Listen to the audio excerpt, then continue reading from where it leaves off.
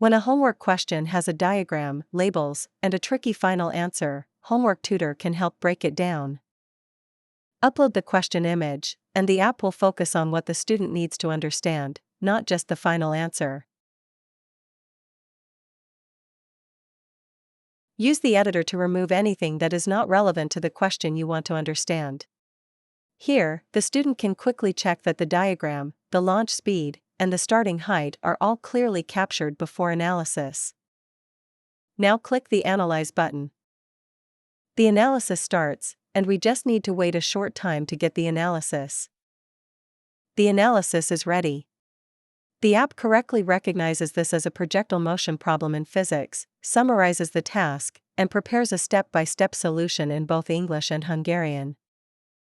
The same solution text is about to switch language. That is useful when students want to learn the method in English, then review the same reasoning again in Hungarian without changing the maths.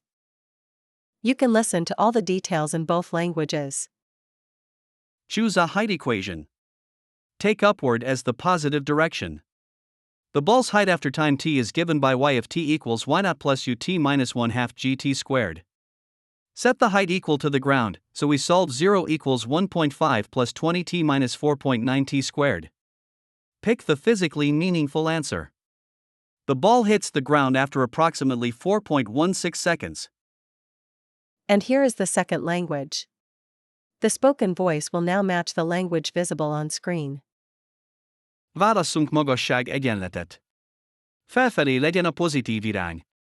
A labda magassága t idő után, y per t egyenlő y0 plusz u szer t mínusz 1/2 g szer t négyzet. A talaj eléréséhez a magasság 0, ezért ezt oldjuk meg. A fizikailag értelmes megoldás szerint a labda körülbelül 4,16 másodperc múlva éri el a talajt. This solution is clear because it moves from the situation, to the equation, to substitution, to solving the quadratic, and finally to interpreting the roots. That makes it useful not just for getting the answer, but for learning why the negative time is rejected and why the positive time is the real result.